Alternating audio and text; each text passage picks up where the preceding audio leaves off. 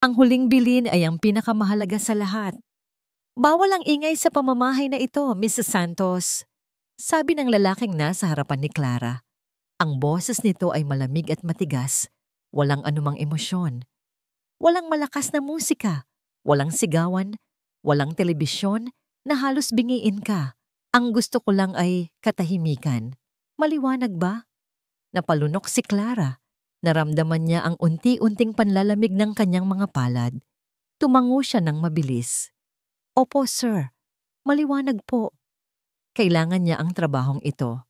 Iyon ang paulit-ulit na sinasabi niya sa kanyang sarili habang pinagmamasdan ng amo, si Mr. Eduardo Del Marco. Nakaupo ito sa likod ng isang malaking lamesang gawa sa madilim na kahoy. Suot ang isang mamahaling suit na tila mas formal pa para sa isang simpleng panayam sa bahay. Sa tabi nito, nakaupo sa wheelchair ang anak nitong si Miguel. Tahimik lang ang bata, hindi gumagalaw, na para bang isang estatwang nakalimutang bigyan ng buhay. Nakatingin ito sa kawalan at sa likod ng madilim na salamin sa mata nito, alam ni Clara na wala itong nakikita. Katahimikan. Iyon daw ang kailangan ng pamilyang ito. Ngunit para kay Clara, ang katahimikan sa loob ng mansyon ay hindi kapayapaan. Ito ay isang mabigat na kumot na bumabalot sa lahat, pumipigil sa paghinga, pumapatay sa anumang uri ng kulay at saya. Ang unang hapunan ni Clara sa mansyon ay isang patunay dito. Ang tanging maririnig lang ay ang mahinang tunog ng mga kubyertos na tumatama sa plato. Walang nag-uusap. Si Mr. Del Marco ay nakatingin sa kanyang pagkain na parang wala naman talaga doon. Si Miguel naman ay kumakain nang may nakaabang na isa pang katulong sa likod. Ngunit ang bawat galaw niya ay mekanikal. Walang gana. Naramdaman ni Clara na parang gusto niyang sumigaw para lang basagin ang nakakabinging katahimikan. Ngunit pinigilan niya ang sarili. Inalala niya ang bilin. Bawal ang ingay. Kinabukasan habang nag-aayos ng mga gamit, napadpad si Clara sa isang pasilyo na bihirang daanan. Sa dulo nito ay may isang pinto na bahagyang nakaawang. Dahil sa kuryosidad, marahan niya itong itinulak. Isang silid na puno ng alikabok ang bumungad sa kanya. Ngunit hindi iyon ang nakakuha ng kanyang atensyon. Sa gitna ng silid, may isang grand piano, balot sa isang puting tela, na parang multo ng nakaraan. Dahan-dahan siyang lumapit, hinaplos ang malambot na tela. May kung anong lungkot siyang naramdaman. At sa ibabaw ng piano, nakita niya ang isang picture frame na nakatumba. Maingat niya itong itinaas. Isang batang Miguel ang nasa larawan. Mas bata, mas masaya. Nakangiti ito ng pagkalaki-laki habang ang maliliit niyang daliri ay nakapatong sa mga teklado ng piano. Sa tabi niya ay isang magandang babae. Marahil ang kanyang ina na nakayakap sa kanya ng may buong pagmamahal. Biglang nanikip ang dibdib ni Clara. Ito pala ang mundong nawala kay Miguel. Ang mundo ng musika, ng ngiti, ng pagmamahal ng isang ina. Isang desisyon ang nabuo sa kanyang puso. Isang desisyon na mapanganib, na labag sa pinakamahalagang utos sa bahay na yon. Kinagabihan, nang sigurado siyang tulog na si Mr. Del Marco at ang ibang mga katulong, maingat na pinuntahan ni Clara ang kwarto ni Miguel. Miguel! Bulong niya. Gising ka pa ba? Isang bahagyang pagtango lang ang sagot ng bata. May ipapakita ako sa'yo, sabi ni Clara. Puno ng pag-aalala, ngunit may determinasyon. Pero sikreto lang natin to, okay? Hinawakan niya ang kamay ng bata. Malamig ito. Nag-aalangan man. Sumama si Miguel. Dinala siya ni Clara pabalik sa maalikabok na silid. Maingat niyang inalis ang puting tela sa piano na nagpakawala ng mga alikabok sa hangin. Umupo si Clara at pinaupo si Miguel sa tabi niya. Naramdaman niya ang panginginig ng bata. Hindi nagsalita si Clara. Sa halip, nagsimula siyang mag-hum ng isang pamilyar na lalabay. Isang kantang pampatulog na madalas kantahin ng kanyang ina para sa kanya noong bata pa siya. Mahina lang, Sapat lang para marinig nilang dalawa. Ang himig ay lumutang sa tahimik na silid.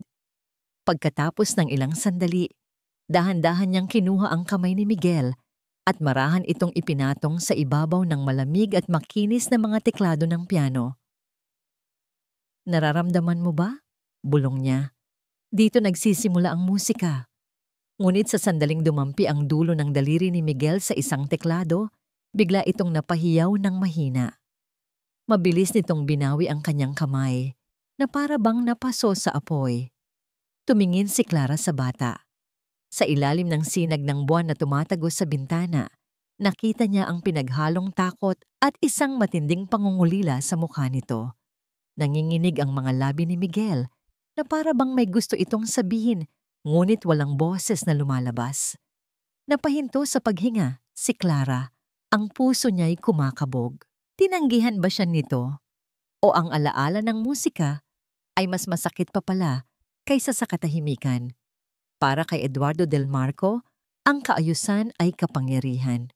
Ang bawat sulok ng kanyang opisina sa bahay ay sumisigaw ng kontrol. Mga librong nakaayos ayon sa kulay. Mga papeles na nakasalansan ng perpekto. Isang pluma na laging nakaturo sa hilaga. Sa labas ng bintana, ang hardin ay pinapanatiling walang isang tuyong dahon. At sa buong pamamahay, ang pinakamahalaga sa lahat, ang katahimikan. Ito ang kanyang santuwaryo. Ito ang kanyang paraan upang pigilan ang mundo sa labas. Pigilan ang mga alaala na pilit kumakawala mula sa madilim na sulok ng kanyang isipan. Ngunit isang hapon, isang tunog ang bumasag sa kanyang perpektong kaayusan. Isang halakhak. Mahina lang yon. Halos isang bulong lang na tinangay ng hangin. Ngunit para kay Eduardo, iyon ay kasing lakas ng isang kulog. Napahinto siya sa pagbabasa. Tumingin siya sa direksyon ng kwarto ni Miguel. Iyon ang tawa ng kanyang anak. Isang tunog na ilang taon na niyang hindi naririnig. Isang tunog na halos nakalimutan na niya kung paano pakinggan. Ngunit sa halip na saya, isang matinding kaba ang gumapang sa kanyang dibdib. Mabilis na tumayo si Eduardo. Ang puso niya'y biglang bumilis. Ang pagbabago ay panganib. Ang kasiyahan ay isang paanyaya sa sakit. Natutunan niya iyon sa pinakamasakit na paraan. Lalabas sana siya ng opisina para alamin ang nangyayari, ngunit pinigilan niya ang sarili. Hindi. Kailangan niyang magmasid muna.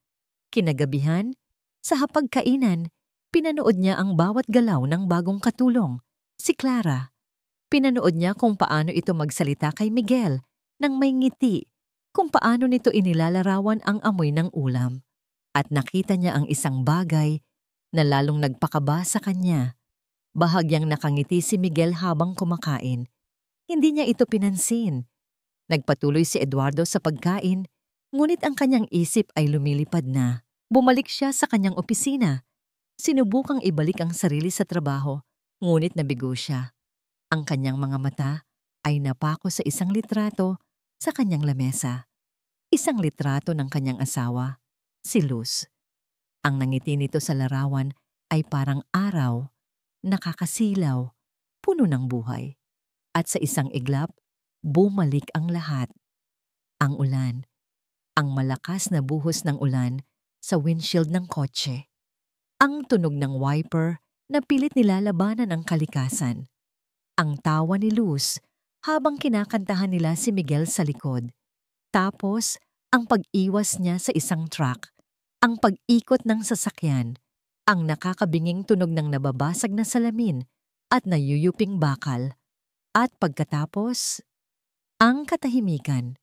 Isang katahimikan na mas masakit pa sa anumang sigaw. Napapikit si Eduardo. Ang kanyang mga kamay ay mahigpit na nakakuyom sa ibabaw ng lamesa. Iyon ang gabi na nawala sa kanya ang lahat. Ang kanyang ilaw, ang paningin ng kanyang anak, at ang kapatawaran para sa kanyang sarili. Simula noon, ipinangako niya, poprotektahan niya si Miguel, hindi nahahayaan pang masaktan ito, at para sa kanya Ang proteksyon ay nangangahulugan ng pag-iwas sa lahat ng bagay na maaaring magdulot ng sakit. Pag-iwas sa pag-asa, sa pangarap, sa musika, sa buhay. Dala ang bigat ng alaala. Nilapitan niya si Clara sa kusina. Malamig ang kanyang boses. Walang emosyon. Anong ginawa ninyo ni Miguel kanina, Miss Santos? Napatingin si Clara, bahagyang nagulat. Po, sir? Narinig ko siyang tumawa. Sabi ni Eduardo, ang bawat salita ay may diin. Ano ang pinag-usapan ninyo? Nakita niya ang bahagyang takot sa mga mata ng dalaga, ngunit hindi ito nagpatinag. Ngumiti ito ng bahagya. Nagkukwentuhan lang po kami, sir, tungkol sa mga paru-paro. Mga paru-paro? Kumunot ang noo ni Eduardo. Anong kinalaman ng mga paru-paro sa anak niya? Hindi na siya nagsalita. Tinalikuran niya ito at bumalik sa kanyang pag-iisa. Ngunit ang imahe ng dalaga ay hindi maalis sa kanyang isipan. Kinabukasan, habang nakatayo siya sa bintana ng kanyang opisina, may natanaw siya sa hardin. Nandoon si Clara at Miguel. Nakaupo sa wheelchair ang kanyang anak habang nakatayo si Clara sa harapan nito. Nakalahad ang mga kamay ni Miguel na para bang may hinihintay. Ito ang hangin, Miguel. Dinig niyang sabi ni Clara. Ang boses ay malambot. Isipin mo na ito ay mga halik ng libu-libong paru-paro sa balat mo. Magaan, malambing.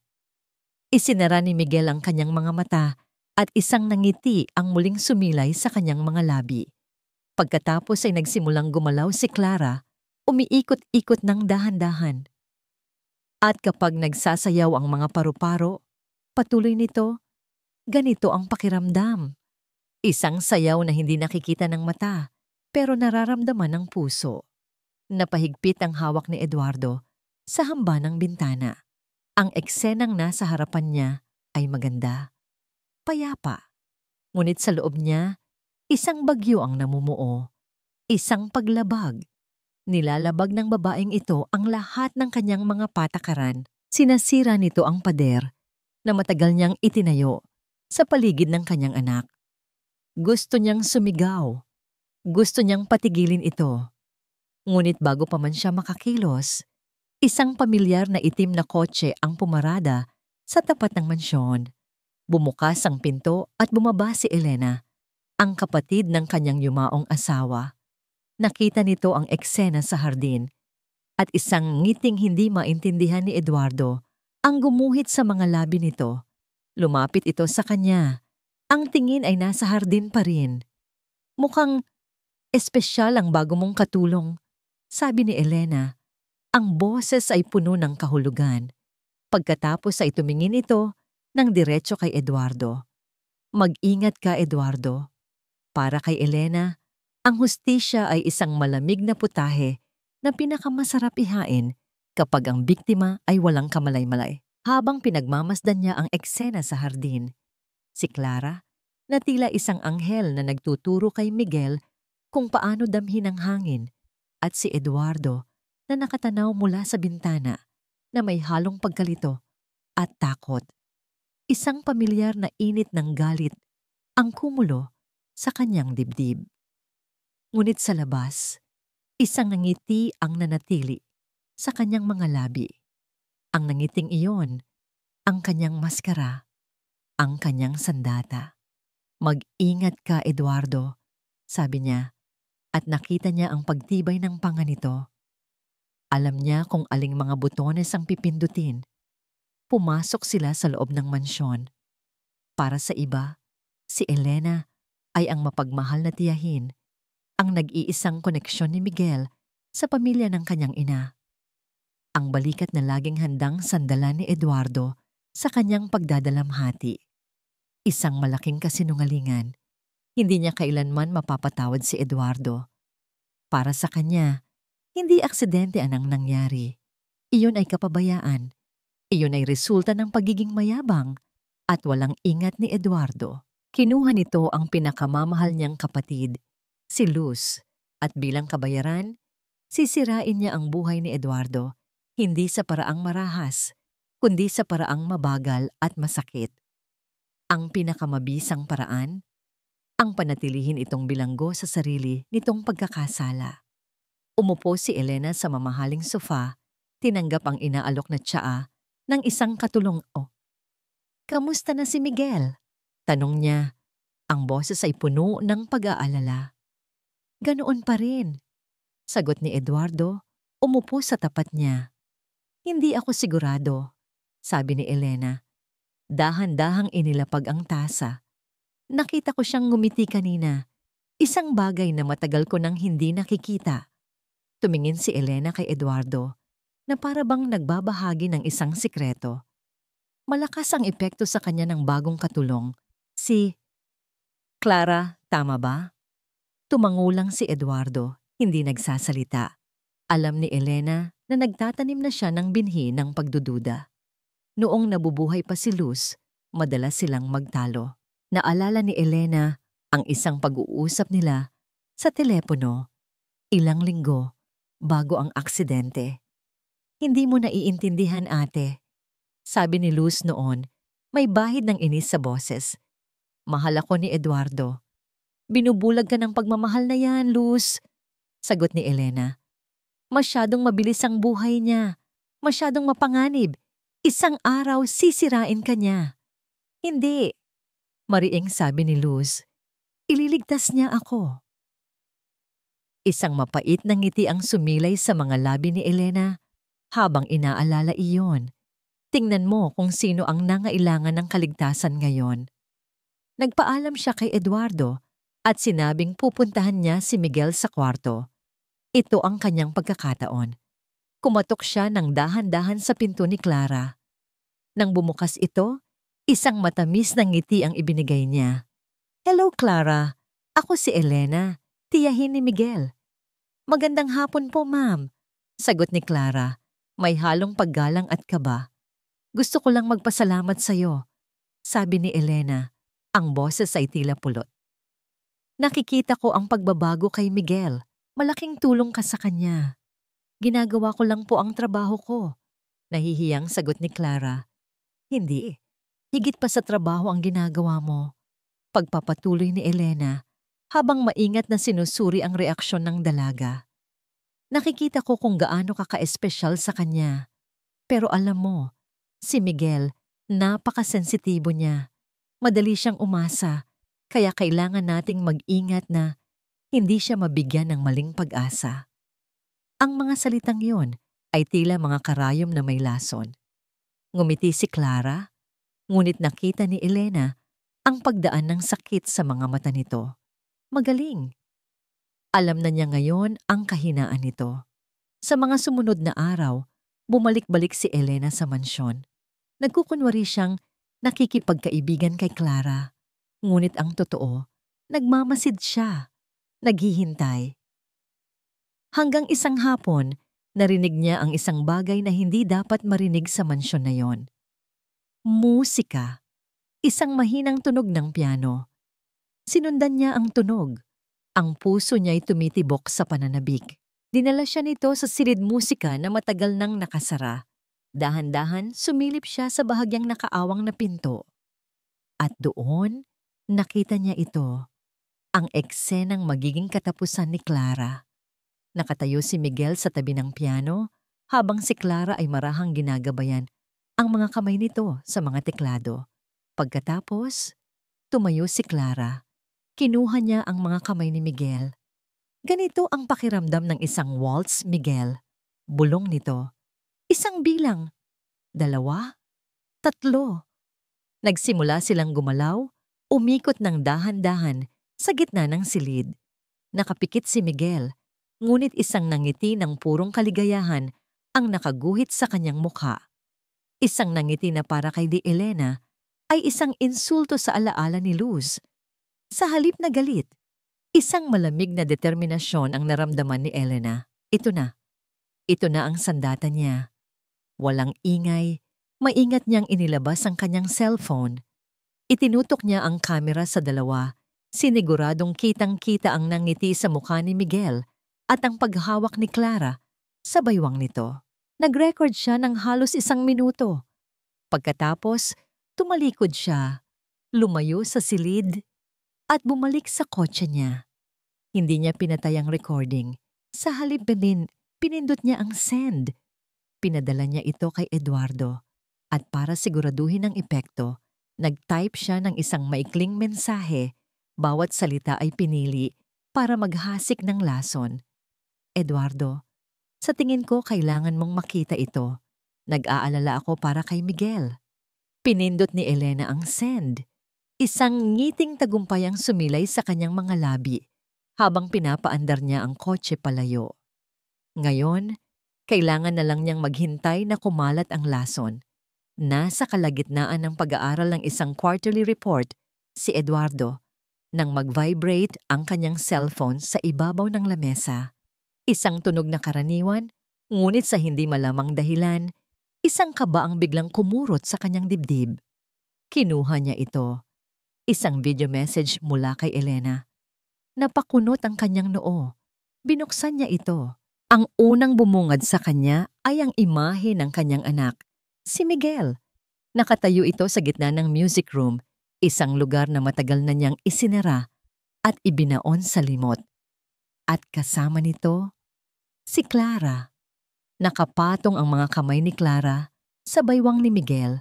Magkalapit ang kanilang mga katawan at dahan-dahan silang gumagalaw, umiikot, sa saliw ng isang musikang hindi niya marinig ngunit malinaw na nararamdaman ng kanyang anak. Dahil sa mukha ni Miguel, may isang ngiti. Isang ngiti ng lubos na kaligayahan. Ngunit hindi kaligayahan ang nakita ni Eduardo. Ang nakita niya ay kahinaan. Ang nakita niya ay ang kanyang bulag na anak. Walang kalaban-laban sa mga kamay ng isang babaeng estranghero. Pagkatapos, nabasa niya ang text message sa ilalim ng video. Eduardo, sa tingin ko kailangan mong makita ito. Nag-aalala ako para kay Miguel. Ang mga salita ni Elena ay parang gasolinang ibinuhos sa nag-aalab na takot sa loob niya. Nag-aalala ako. Nag-aalala. Ang mga salitang iyon ay umalingaw-ngaw sa kanyang isipan. Pinalaki ang bawat anino ng pagdududa, ginawang halimaw ang bawat inosenteng galaw. Niloko siya. Ang babaeng pinagkatiwalaan niya sa kanyang anak ay isang ahas, isang manggagamit, isang nakakabinging ugong ang pumuno sa kanyang tainga. Ang report na binabasa niya, ang mga numero, ang mga salita, lahat ay naglaho. Ang tanging nakikita na lang niya ay ang imahe sa video, paulit-ulit na tumatakbo sa kanyang isipan. Parang sasabog ang kanyang dibdib. Itinapon niya ang cellphone sa lamesa. Ang tunog ng pagtama nito sa kahoy ay kasing lakas ng isang putok ng baril sa tahimik na opisina. Tumayo siya. Ang kanyang mga kamay ay nanginginig sa galit. Nilabag niya ang pinakasagradong utos, musika. Nilabag niya ang kanyang tiwala. Lumabas siya ng opisina. Ang bawat hakbang ay mabigat at mabilis. Sinalubong niya si Clara sa pasilyo na may dalang isang baso ng tubig para sa kanya. Sir Eduardo? Eto na po. Hindi na nito natapos ang sasabihin. Hinablot ni Eduardo ang cellphone sa lamesa at itinapat ito sa mukha ng dalaga. Ang video ay naglalaro pa rin. Ano to? Sigaw niya. Ang boses ay naging isang dagundong na hindi niya napag-aari. Ano ang ginagawa mo sa anak ko? Nakita niya ang gulat at pagkalito sa mga mata ni Clara. Ang kulay ay unti-unting nawala sa mukha nito. Sir, nagpa-practice lang po kami. Nagpa-practice? Ang tawa ni Eduardo ay walang saya. Puno ng lason. Ganito ba ang pagpa-practice? Ginagamit mo ang kahinaan ng isang batang bulag para sa sarili mong kapakanan. Anong gusto mo, pera? Sabihin mo. Hindi po, sir. Mali po ang iniisip ninyo. Nagsusumamong sabi ni Clara. Ang mga luha ay nagsisimula nang mamuo sa kanyang mga mata. Gusto ko lang po siyang tulungan na maging masaya. Masaya? Dumagundong muli ang boses ni Eduardo at sa pagkakataong ito, lumabas si Miguel mula sa kanyang kwarto, ginagabayan ng tunog ng kanilang mga boses. Papa? Tanong ni Miguel. Ang boses ay nanginginig. Anong nangyayari? Ngunit hindi siya pinansin ni Eduardo. Ang buong mundo niya ay nakatuon lamang sa babaeng nasa harapan niya. Ang babaeng sumira sa kanyang kontrol. Ang babaeng nagdala ng panganib sa loob. Kanyang santuaryo. Pinalayas ka na, sigaw niya kay Clara. Umalis ka sa bahay ko. Ngayon din. Sir, parang awa niyo na. Guards! Dalawang security guard ang mabilis na lumapit. Papa? Wag po. Sigaw ni Miguel. Ang takot ay malinaw na sa kanyang boses. Naglakad siya pasulong. Ang mga kamay ay kumakapa sa hangin. Sinusubukang hanapin ang kanyang ama. Papa, si Clara po. Mabait po siya. Ngunit para kay Eduardo, ang pagsusumamo ng kanyang anak ay isa lang patunay ng kung gaano kalalim ang lason na naipasok na ni Clara. Hinawakan ng mga gwardiya si Clara sa braso. Sir, pakiusap po. Umiiyak na sabi ni Clara. Huwag niyo pong kunin ulit ang musika sa kanya.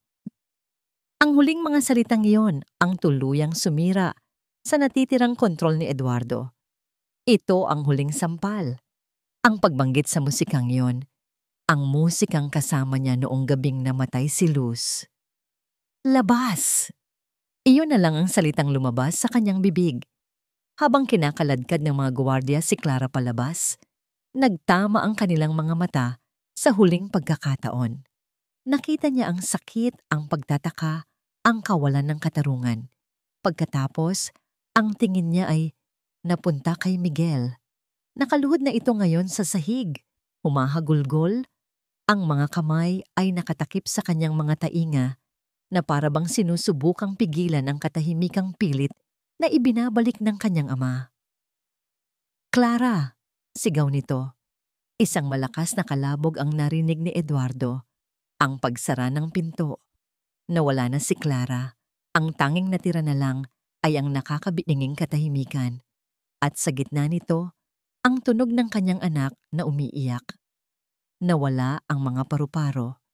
Iyon ang unang naisip ni Miguel nang magising siya kinabukasan. Ang hangin sa kanyang silid ay hindi na humahalik sa kanyang balat. Ito ay mabigat, malamig at walang buhay. Nawala na si Clara at kasama niya nawala ang lahat ng kulay at tunog na dinala nito sa kanyang madilim na mundo. Sa mga sumunod na araw, ang mansyon ay bumalik sa dati nitong katahimikan. Ngunit ngayon, iba na ang pakiramdam. Ang dating katahimikan ay isang kawalan lang. Ang katahimikan ngayon ay isang presensya. Isang mabigat na halimaw na nakaupo sa kanyang dibdib. Na nagpapahirap sa kanyang paghinga. Dinala siya ng isang katulong sa music room isang hapon. Sa utos ng kanyang ama. Marahil sa pag-aakalang yon ang gusto niya. Umupo si Miguel sa tapat ng piano. Dahan-dahan, itinaas niya ang kanyang mga kamay at hinaplos ang mga teklado. Malamig, walang buhay. Sinubukan niyang alalahanin ang mga himig na itinuro ni Clara. Ang pakiramdam ng mga nota na dumadaloy mula sa kanyang mga daliri. Ngunit wala. Ang tanging naririnig niya sa kanyang isipan ay ang sigaw ng kanyang ama at ang pag-iyak ni Clara. Pipi na ulit ang piano. Pipi na ulit ang mundo niya. Tinanggihan niya ang pagkain. Ang dating masarap na amoy ng adobo ay wala ng lasa. Ang bawat subo ay parang buhangin sa kanyang bibig. Tinanggihan niya ang kanyang ama. Sa tuwing naririnig niya ang mga yabag nito papalapit, sa tuwing nararamdaman niya ang pag-aalangan nitong hawakan ng kanyang balikat, umiiwas siya. Ang dating kamay na nagbibigay sa kanya ng seguridad ay kamay na ngayon ng isang estranghero, ang kamay na nagtulak palayo sa kanyang nag-iisang kaibigan. Isang gabi na naginip siya. Nasa isang hardin daw siya na puno ng liwanag. Nakikita niya ang lahat, ang kulay ng mga bulaklak, ang asul ng langit. At sa gitna ng hardin, nakita niya ang kanyang ina, si Luz, na nakangiti. Ngunit hindi ito nag-iisa. Kasayaw nito si Clara. Pareho silang tumatawa. Ang kanilang mga puting bestida ay umiikot na parang mga bulaklak. Tumingin sila sa kanya. Kumakaway. Tinatawag siya. Sinubukan ni Miguel na tumakbo palapit, ngunit ang kanyang mga paa ay tila nakabaon sa lupa. Habang pilit niyang inaabot ang mga ito, unti-unti silang lumalayo. Ang kanilang mga tawa ay humihina hanggang sa lamunin sila ng liwanag at mag-isa na lang ulit siya sa dilim. Nagising siyang humihingal. Ang pisngi niya'y basa ng luha. Kinabukasan, dumating ang kanyang tita Elena. Narinig niya ang malambing nitong boses sa may pinto. Pumasok ito at umupo sa tabi ng kanyang kama. Naramdaman niya ang malamig nitong kamay sa kanyang buhok. "Miguel, Apo!" Bulong nito, ang boses ay puno ng pekeng awa. "Naririnig kong hindi ka raw kumakain. Nalulungkot ako para sa'yo." Niyakap siya nito. Ang yakap ay mahigpit, ngunit walang init. "Alam kong masakit ang nangyari." Patuloy ni Elena. Ang bibig ay malapit sa kanyang tainga. "Pero ginawa lang yon ng papa mo para protektahan ka. May mga tao sa mundo na mapagsamantala. Ang gusto lang ng papa mo ay ang maging ligtas ka." Sa bawat salita ni Elena, isang galit na hindi pa naramdaman ni Miguel kailanman ang nagsimulang umakyat mula sa kanyang tiyan. Ang boses na ito ang boses na narinig niya sa isipan ng kanyang ama bago ito sumigaw. Ito ang lason. Dahan-dahan, ngunit may buong puwersa, itinulak ni Miguel ang kanyang tiyahin palayo.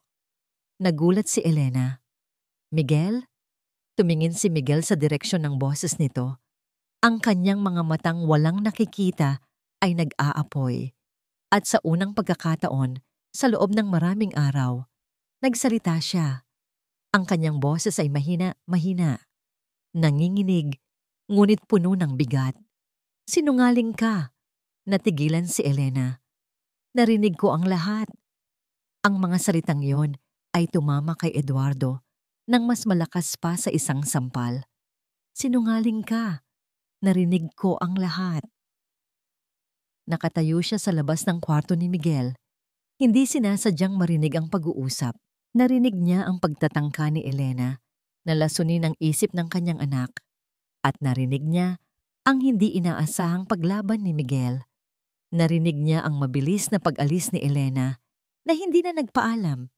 Iniwan si Eduardo sa pasilyo, mag-isa, na may dalawang pangungusap na paulit-ulit na umiikot sa kanyang utak. Isang akusasyon mula sa kanyang anak, isang pagdududa na unti-unting lumalaki at sumisira sa lahat ng kanyang pinaniniwalaan. Pumasok siya sa kanyang opisina at isinara ang pinto. Ang dating santuwaryo ng kaayusan ay tila isang kulungan ngayon. Ang katahimikan ay hindi na kapayapaan.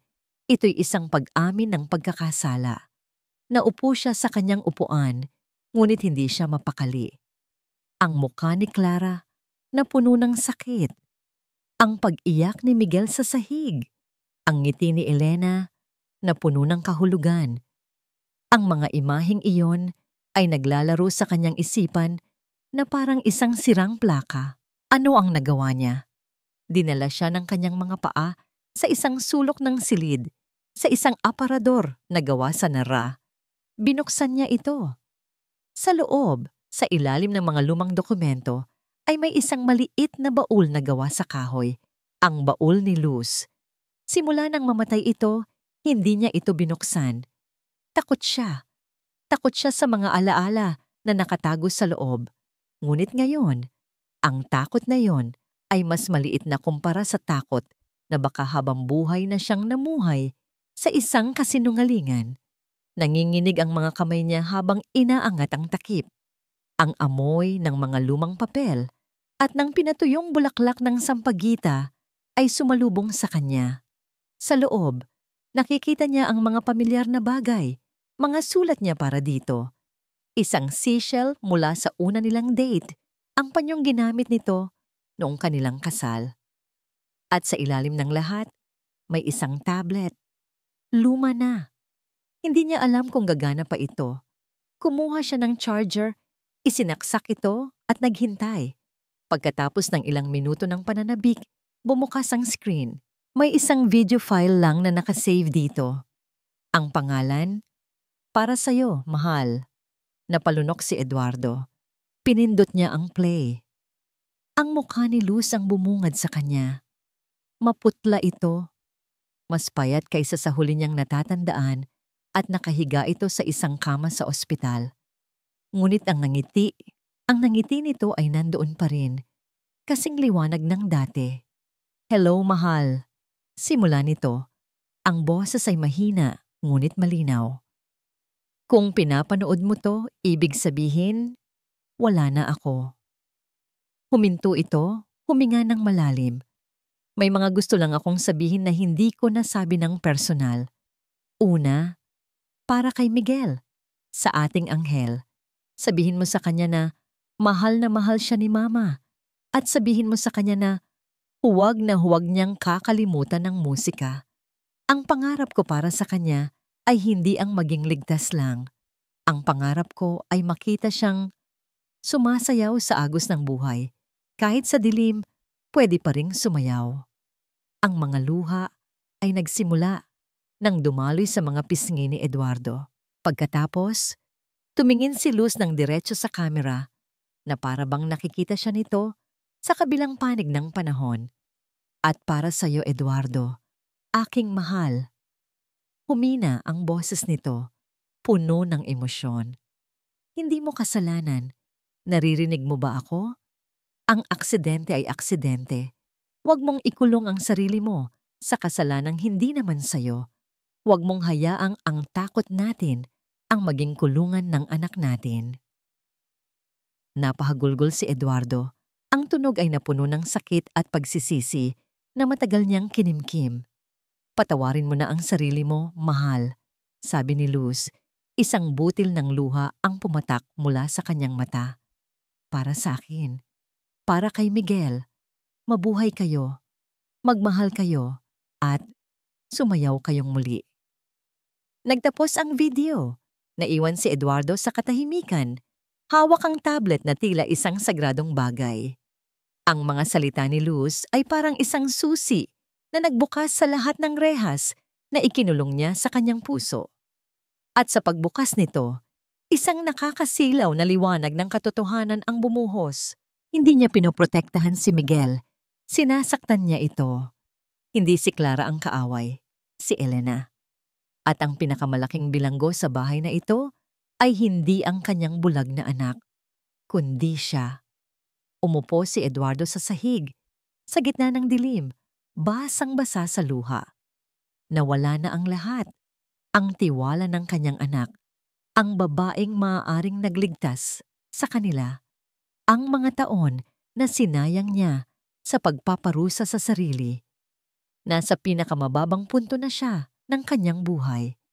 Ngunit sa kauna-unahang pagkakataon, sa gitna ng pagkasira, isang bagay ang malinaw na. Sa kanya, alam na niya ang kailangan niyang gawin.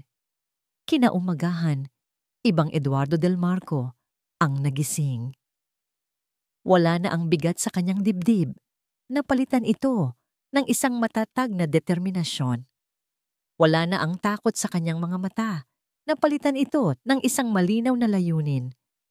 Ang mga multo ng nakaraan ay hindi na niya kaaway. Sila na ngayon ang kanyang gabay. Ang una niyang ginawa ay ang puntahan si Miguel. Dahan-dahan siyang pumasok sa kwarto nito. Gising na ang bata, nakaupo sa kama, nakatingin sa kawalan. Hindi nagsalita si Eduardo. Lumuhod siya sa tabi ng kama. Kinuha ang kamay ng kanyang anak at inilagay ito sa kanyang pisngi. Naramdaman ni Miguel ang basa ng mga luha ng kanyang ama. "Patawarin mo si Papa, anak," bulong ni Eduardo. Ang boses ay basag. "Nagkamali ako. Isang malaking pagkakamali." Hindi sumagot si Miguel, ngunit hindi rin nito binawi ang kanyang kamay. Para kay Eduardo, sapat na yon. Sa ngayon. Pagkatapos, hinintay niya si Elena. Alam niyang darating ito para suriin ang pinsalang ginawa ng kanyang lason. At dumating nga ito Bandang tanghali, suot ang kanyang pekeng ngiti at nag-aalalang muka. Eduardo, kamusta ka na? Kamusta na si Miguel? Hinarap siya ni Eduardo, na nakaupo sa sala. Kalmado siya. Sa ibabaw ng lamesa sa pagitan nila, nakapatong ang tablet ni Luz. Umupo ka, Elena, sabi niya. Ang boses ay malamig at matigas. Napakunot ang noo ni Elena, naramdaman ng pagbabago sa hangin. Umupo ito. Pinindot ni Eduardo ang play. Ang boses ni Luz ay pumuno sa tahimik na silid. Hindi mo kasalanan. Huwag mong hayaang ang takot natin ang maging kulungan ng anak natin. Nakita ni Eduardo ang unti-unting pagkawala ng kulay sa mukha ni Elena habang pinapanood nito ang video. Nawala ang kanyang maskara. Ang natira na lang ay ang hubad na galit at pagkagulat. Nang matapos ang video, pinatay ito ni Eduardo. Tumingin siya ng diretso sa mga mata ni Elena. Alam mo kung ano ang pinakamasakit sa lahat, Elena? Hindi ang pagkamatay ni Luz, hindi ang pagkabulag ni Miguel, kundi ang malaman na ang taong pinagkatiwalaan kong kasama naming magdalamhati ay siya palang nagagalak sa bawat araw ng aming pagdurusa. Eduardo, hindi totoo yan. Tapos na ang laro mo. Putol ni Eduardo. Tumayo. Ang laro ng pagpapanggap. Ang laro ng pagkontrol sa pamamagitan ng sakit. Gusto mong manatili akong bilanggo sa kasalanan para habang buhay mong masisi, para maramdaman mong may hustisya ka para kay Luz. Pero ang kapatid mo, hinding-hindi niya gugustuhin ang ginagawa mo. Tinuro niya ang pinto. Umalis ka na. Huwag na huwag ka nang babalik dito. Huwag mo nang tatawagan si Miguel. Para sa amin, simula ngayon, hindi ka na umiiral. Natigilan si Elena, puno ng galit at pagkatalo. Tumayo siya, walang sinabi, at naglakad palabas ng mansyon. Dala ang bigat ng kanyang kabiguan. Nang makalabas na ito, naramdaman ni Eduardo ang paggaan. Isang kabanata ng kanyang buhay ang nagsara. Ngunit ang pinakamahalagang misyon ay hindi pa tapos. Kinuha niya ang susi ng kanyang kotse. Kailangan niyang hanapin si Clara. Una niyang pinuntahan ang employment agency na nagrekomenda kay Clara. Ngunit ayon sa patakaran, hindi sila maaaring magbigay ng personal na address. Sir, pasensya na po. Confidential po iyon. Hindi nagalit si Eduardo. Nagpasalamat siya at umalis. Saan niya hahanapin? Wala siyang alam tungkol sa buhay nito, maliban sa mga mumunting detalye na nabanggit nito noon. Bigla niyang naalala. Pandesal. Minsan, narinig niyang ikinuwento ni Clara kay Miguel ang tungkol sa paborito nitong panaderya malapit sa kanila. Isang maliit na tindahan na nagbebenta raw ng pinakamasarap na pandesal sa buong Maynila. Iyon lang ang hawak niya, isang alaala ng pandesal. Nagsimula siyang magmaneho. Pinuntahan niya ang bawat distrito, ang bawat barangay na malapit sa mga lugar na alam niyang posibleng tirhan ng mga manggagawa. Nagtanong-tanong siya sa bawat panaderya na madaanan niya. May kilala po ba kayong Clara Santos dito? Iling. Ngiti. Maraming Clara dito, sir. Lumipas ang mga oras. Dumilim na. Nagsimula nang mawalan ng pag-asa si Eduardo. Marahil huli na ang lahat. Ngunit nang malapit na siyang sumuko sa isang masikip na eskinita sa Tondo, nakita niya ito. Isang maliit na bakery na may pangalang Clara's Panaderia. Hindi iyon ang pangalan ng dalaga, kundi ng may-ari. Ngunit sinubukan pa rin niya. Isang matandang babae ang nasa loob. Ipinakita ni Eduardo ang litrato ni Clara sa kanyang cellphone. Ale, pasensya na po sa abala. Baka po kilala ninyo siya? Tinitigan ng matanda ang litrato. At pagkatapos, ngumiti ito. Oo naman. Si Clara, dito yan bumibili ng pandesal tuwing umaga para sa namayapa niyang kapatid dati. Mabait na bata. Bumuhos ang pag-asa sa puso ni Eduardo. Alam niyo po ba kung saan siya nakatira? Itinuro ng matanda ang isang masikip na looban sa kabilang kalye, kung saan nakatayo ang isang luma at gutay-gutay na apartment building. Diyan lang sa ikalawang palapag, nagpasalamat si Eduardo ng buong puso. Bumili siya ng isang supot ng pandesal at naglakad papunta sa direksyong itinuro. Huminto siya sa tapat ng gusali. Ang amoy ng basura at estero ay nanunuot sa hangin. Napakalayo nito sa malinis at tahimik niyang mansyon. Ito ang mundong pinanggalingan ni Clara.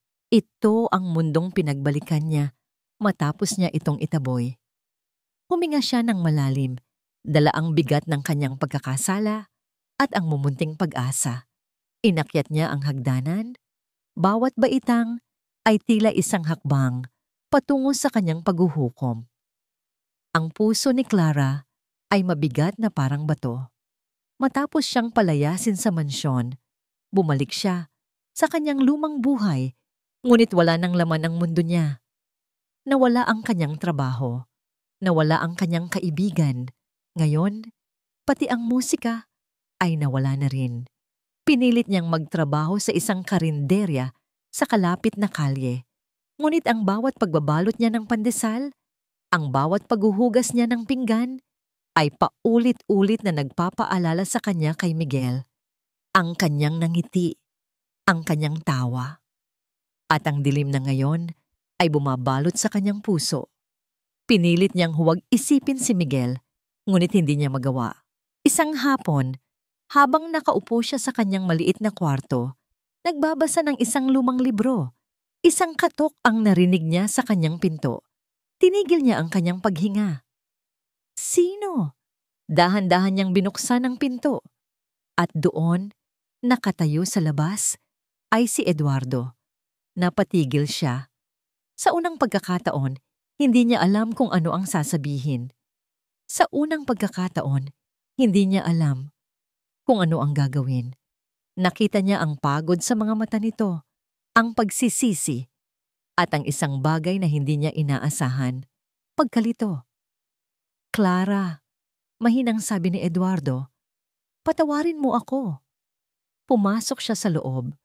Ang kwarto ay maliit, puno ng mga lumang gamit, ngunit malinis. Tiningnan ni Eduardo ang paligid. Ang kanyang mga mata ay nanunumbat sa kanyang sarili. Ito ang mundo kung saan nagmula ang babaeng nakaluhod sa harapan niya. Ang mundo kung saan naging mabait sa kanya. Alam kong nagkamali ako, patuloy ni Eduardo. Ang boses ay basag. Naniwala ako sa mga kasinungalingan. Hinusgahan kita at sa ginawa ko, sinira ko ang lahat. Natahimik si Clara. Hindi siya nakapagsalita. Kaya, pinuntahan kita kasi kailangan kong humingi ng tawad, sabi ni Eduardo. Ang mga mata niya ay nag-aapoy sa pananabik. Pinatawad mo na ba ako? Umiling si Clara. Hindi pa. Hindi pa niya kayang patawarin ito. Hindi pa niya kayang kalimutan ang sakit na ginawa niya kay Miguel. Pero hindi lang yan ang dahilan kung bakit ako narito. Patuloy ni Eduardo. Gusto kong mag-alok sa iyo ng isang bagay. Hindi ka na ulit magtatrabaho sa karinderya. Hindi ka na ulit mag-iisa. Napatingin si Clara. Gusto kong bumalik ka sa amin. Hindi bilang katulong. Hindi bilang guro. Kundi bilang isang kaibigan. Isang kasama. Nagtaka si Clara. Dahil gusto kong malaman ni Miguel kung paano sumayaw muli. Sabi ni Eduardo. Ang mga mata nito ay puno ng pag-asa. Gusto kong malaman niya ang saya na dala ng musika. At alam ko, ikaw lang ang makakatulong sa kanya. Umiling si Clara. Hindi ko kaya, sir. Nasaktan ko na siya. Hindi mo siya nasaktan. Ako. Sagot ni Eduardo. Ang kanyang tinig ay puno ng katapatan. At ako ang humihingi ng tulong mo para maayos ko yon. Natahimik si Clara. Sa unang pagkakataon, hindi niya nakita ang pagmamay-ari sa mga mata ni Eduardo. Hindi ang pagmamataas, kundi ang pag-asa. Isang matinding pag-aalinlangan ang sumapi sa kanyang isipan.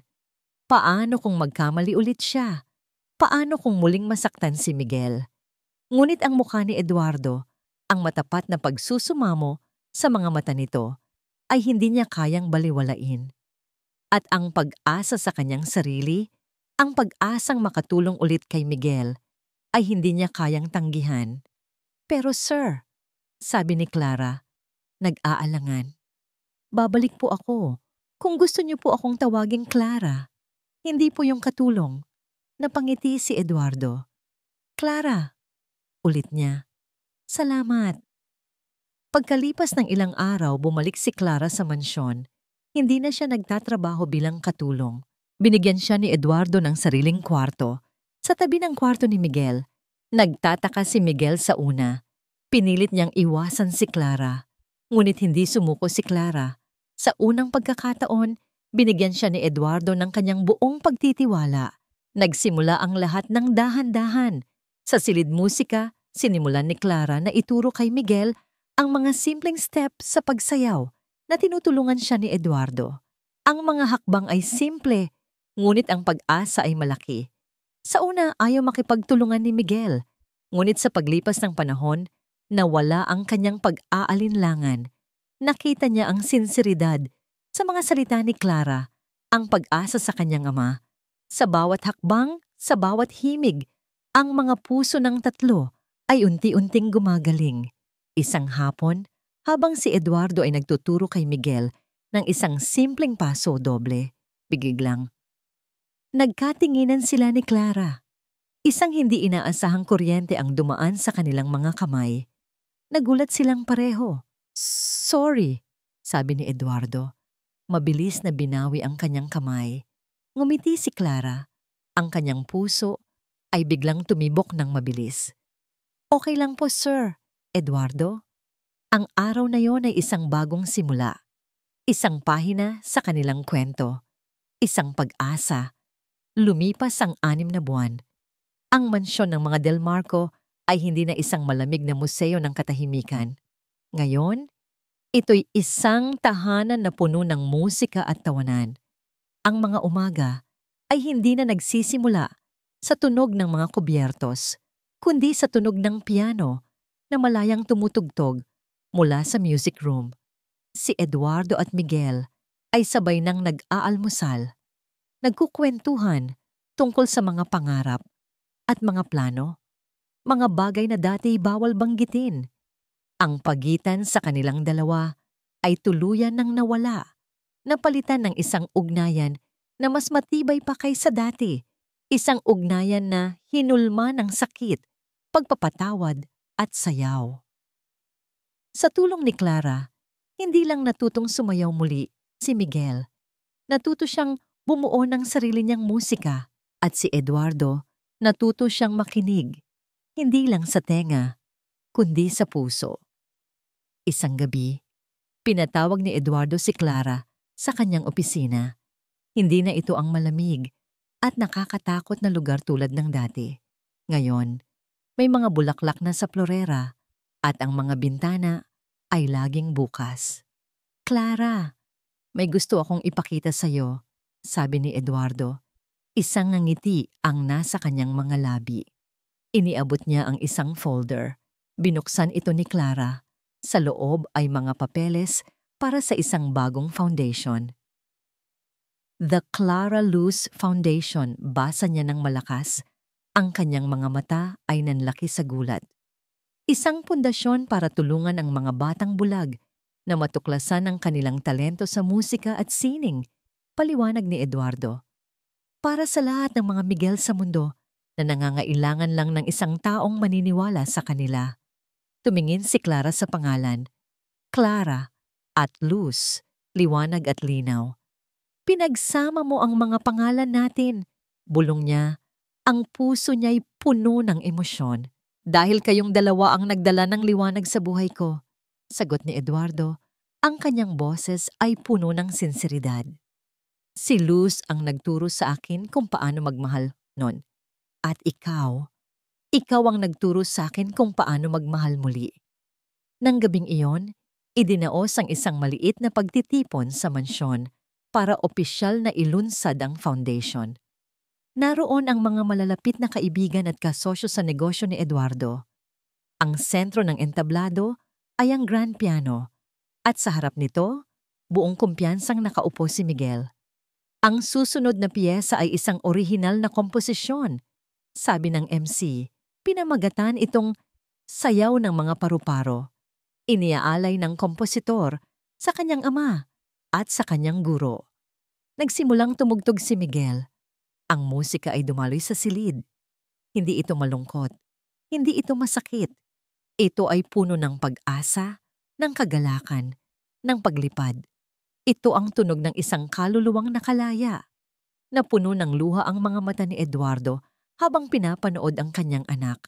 Ang dating batang bilanggo sa dilim ay siya na ngayong lumilikha ng sarili niyang liwanag. Nang matapos ang piyesa, isang malakas na palakpakan ang pumuno sa silid. Tumayo si Miguel at yumuko. Sa kanyang mukha, isang nga ang ngiti na kasing liwanag ng araw. Habang ang atensyon ng lahat ay nasa bata, lumapit si Eduardo kay Clara, na tahimik na nakatayo sa isang sulok. Inilahad niya ang kanyang kamay, ang parehong kamay na dati nagtulak sa kanya palayo. "May I have this dance?" Tanong niya. Ang kanyang mga mata ay nagniningning. Ngumiti si Clara at tinanggap ang kanyang kamay. Dinala siya ni Eduardo sa gitna ng sand. Isang mabagal na waltz ang nagsimulang tumugtog. Habang sila'y umiikot, ang mundo sa paligid nila ay tila naglaho. Ang natira na lang ay silang dalawa. Hindi na sila amo at katulong. Hindi na sila guro at estudyante. Sila ay dalawang taong sinira ng nakaraan, ngunit muling binubuo ng kasalukuyan. Dalawang pusong natutong sumayaw sa gitna ng katahimikan. "Salamat," bulong ni Eduardo. Ang kanyang labi ay malapit sa tainga ni Clara. "Salamat sa pagbabalik ng sayaw sa buhay ko." Sumandal si Clara sa kanyang dibdib. Ipinikit ang kanyang mga mata. "Salamat din," sagot niya, "sa pagbibigay mo sa akin ng lugar kung saan pwede akong sumayaw." Tumingin sila sa isa't isa, hindi na kailangan ng mga salita. Sa ilalim ng mga ilaw, sa saliw ng musika, at sa harap ng masayang tingin ni Miguel, isang bagong kabanata ang nagsimula. Isang sayaw na tatagal habang buhay.